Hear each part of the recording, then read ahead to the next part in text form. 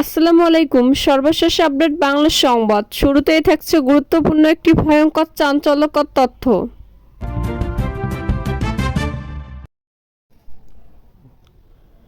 প্রবাসী সাংবাদিক ইলিয়াস হোসেনের লাইভ টক শোতে কথা বলছেন দীর্ঘদিন আড়ালে থাকা বীর মুক্তিযোদ্ধা মেজর শরীকুল হক ডালিম।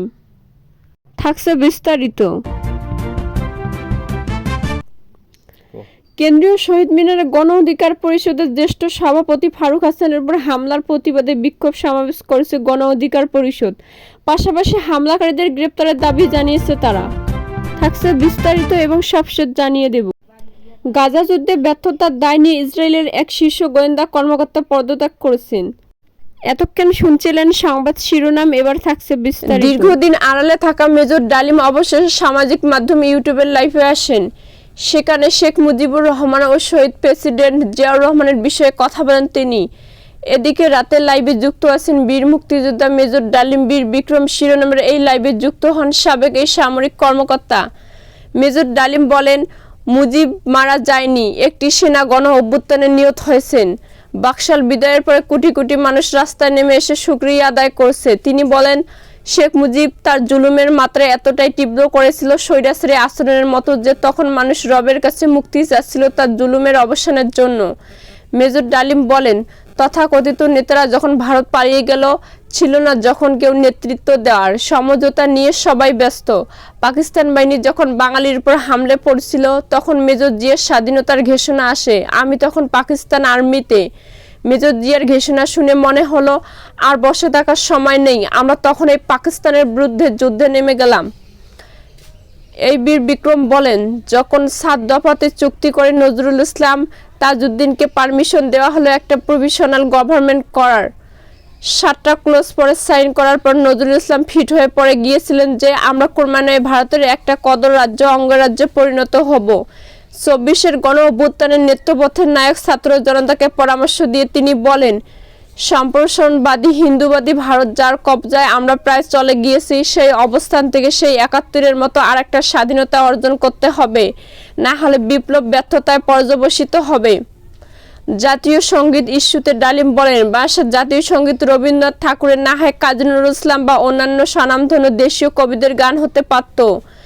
ভিনদেশি একজন কবির গানকে জাতীয় সঙ্গীত বানানোকে পৃথিবীর ইতিহাসে বিরল বলে মন্তব্য করেন তিনি। কেন্দ্রীয় শহীদ মিনারে গণ অধিকার পরিষদের জ্যেষ্ঠ সভাপতি ফারুক হাসানের উপর হামলার প্রতিবাদে বিক্ষোভ সমাবেশ করেছে গণ অধিকার পরিষদ।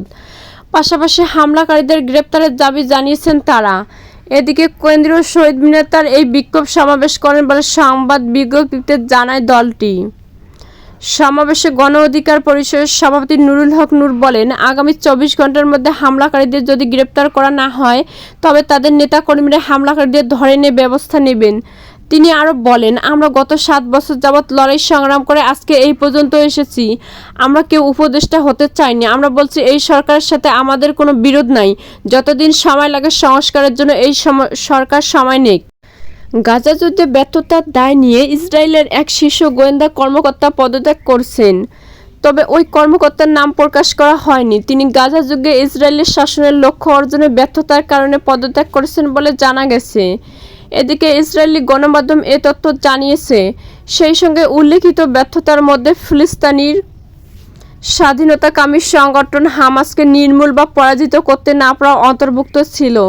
তার এই পদত্যাগের ঘটনাটি ইসরায়েলি শীর্ষ র্যাঙ্কের কর্মকর্তাদের মধ্যে গত কয়েক মাসে ঘটে যাওয়া কিছু অনুরূপ পদত্যাগের একটি অংশ। সাম্প্রতিক সময়ে ইসরায়েলের উত্তর গাজা ব্রিগেডের commanding officer brigadier general হাইম Cohen এবং গোয়েন্দা কর্মকর্তা এভি রোসেনফেল্ড পদত্যাগ করেছেন। ইসরায়েলি বাহিনী 2023 সালের 7 অক্টোবর গাজায় হামলা শুরু করে।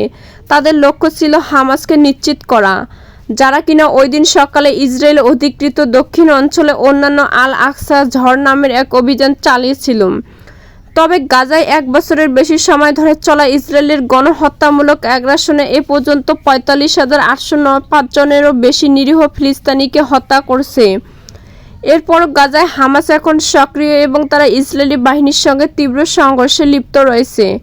সংগঠনটির দখলদার শাসনের নৃশংস আক্রমণের বিরুদ্ধে গাজায় প্রতিরক্ষা কার্যক্রম চালিয়ে যাচ্ছে।